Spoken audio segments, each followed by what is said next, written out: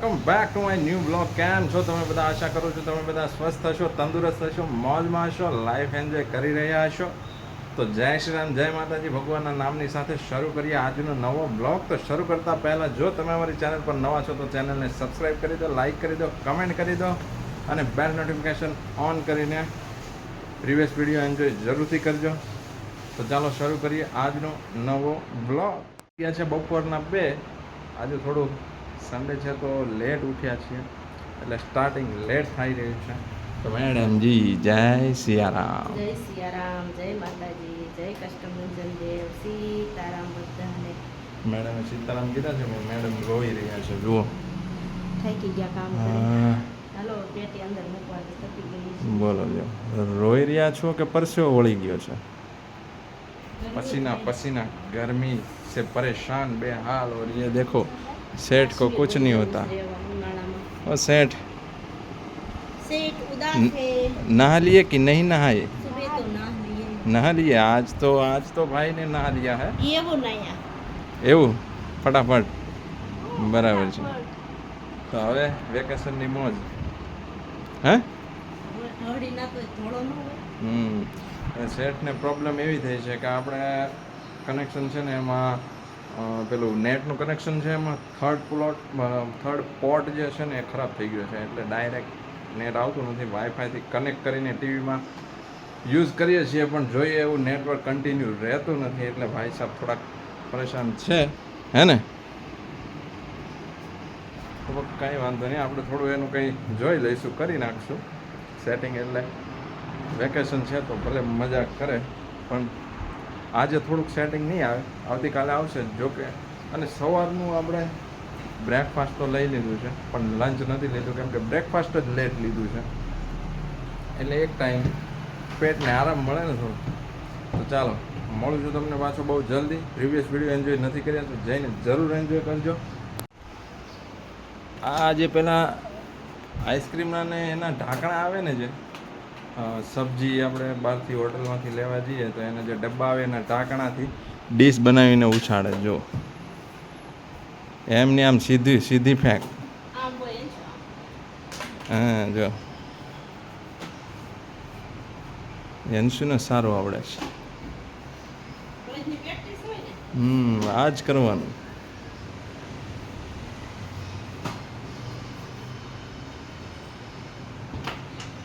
જો પેલી ડીશ આવે ને ફેંકવાની, આમ ફેંકવાની, એવી રીતે રમે આનાથી એટલે ડબલ ફાયદો છે આમાં.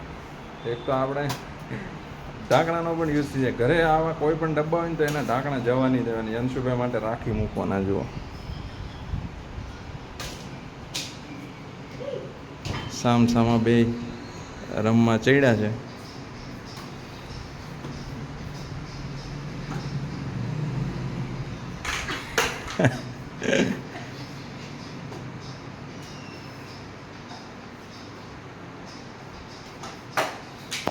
છે ને મફતની મજા આવે. આ દેશી જુગાડ, દેશી મફતની મજા. તમે લોકો આવી કઈ મજા લ્યો છો કે નહીં? તમારા બાળકો હોય, તમે પોતે અગર બાળકો હોય, આપણા હાથમાં આવી ગઈ છે ડીશ વાગી જાય ભાઈ, શાંતિથી કરાય. વાગી જાય એમ એટલું બધું ફાસ્ટ ન કરાય. આંખ બાંખમાં આવી હોય તો વાગી જાય પછી. તો આવી બધી મજા કંઈક તમે દેશી, એકદમ દેશી નેચરલ જુગાડું મજા લ્યો છો કે નહીં? જરા કમેન્ટમાં જરૂરથી લખી દો. હા બરાબર છે, રમવા થાય. ત્યાં પણ પેલી મોટી ડીશ જોઈએ, આ નાની ના ચાલે.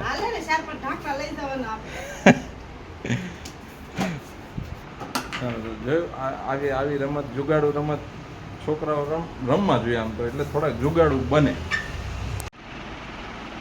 અમારે બધાનું વેકેશન પડી ગયું છે અને મારા દોસ્તારોનું પણ. તો એ બધા ધમાલ મસ્તી કરે છે અને મારે પણ હવે વેકેશન છે તો મારે પણ ધમાલ મસ્તી કરવાની છે. 2 મહિનાનું વેકેશન છે અને પૂરી મોજ મસ્તી છે. આપણે તો કાંઈ ટેન્શન નથી. સાંજના 7 આવી ગયા છીએ આપણે ઘરે. થોડું કામ હતું તો પતાવી દીધું અને ઘરે આવી ગયા છીએ અને હવે જઈ રહ્યા છીએ આપણે પેલા પપ્પા તુલસી ટાઈપના જે પાન આવે છે વેઇટ લોસ કરવાના, એ પાન તોડવા જઈ રહ્યા છીએ.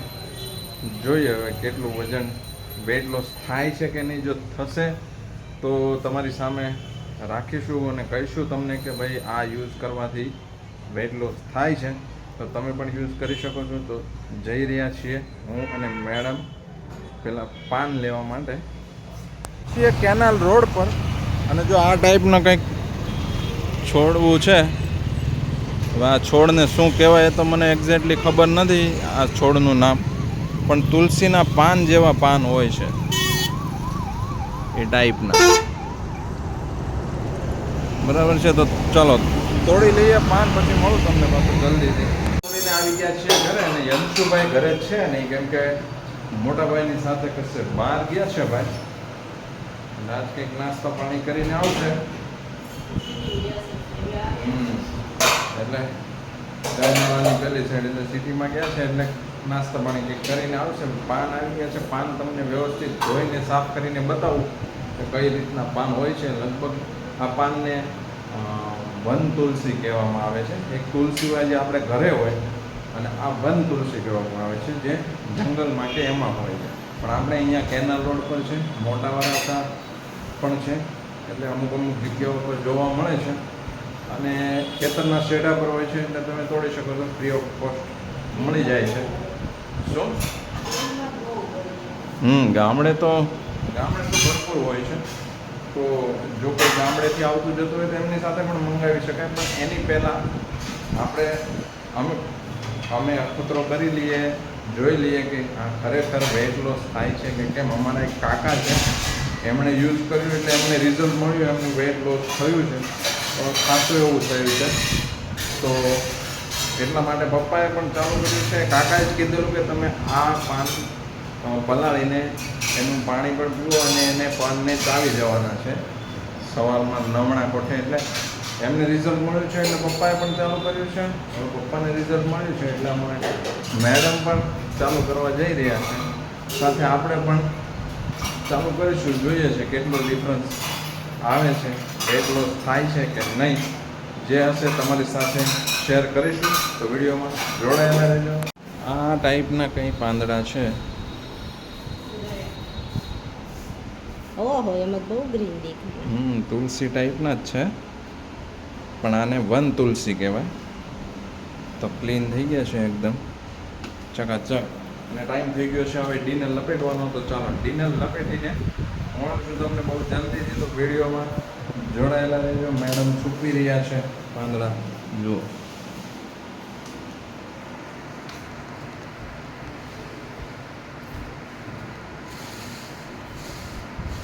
ઘણા બધા પાન તોડી લાવ્યા છે મેડમ. આ પાન તમે પલાળીને ખાશો કે સૂકવીને ભૂકો કરીને? સૂકવીને ભૂકો કરીને. હે, ટેસ્ટ કર્યો, કેમ લાગે છે? કેવો ટેસ્ટ છે? ભાવે એવો છે? પલાળીને ખાધા જેવો છે? કડવો છે? બરાબર છે. તો થોડી વાર પછી કડવો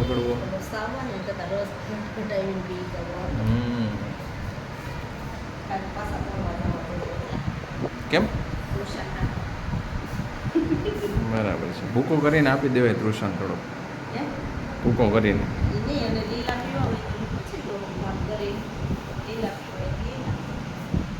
તો અમારી ભત્રીજીને પણ વેટ લોસ કરવાનું છે. તો દાદાએ એમને પણ કીધેલું કે ભાઈ આમાંથી વેટ લોસ થાય છે. તો ભત્રીજીએ પણ કીધેલું કે મારા માટે પણ થોડા પાન લેતા હોય. તો મેડમને અમે તો પીવાના છીએ પાનને સૂકવીને ભૂકો કરીને, પણ અમારા પપ્પા જે છે એ પાન પલાળી દે છે અને પાણી પીને પાન જ સીધા ખાઈ જાય છે. તો આપણે તો સૂકવીને ભૂકો કરીને ખાવાના પીવાના છીએ પાણી સાથે.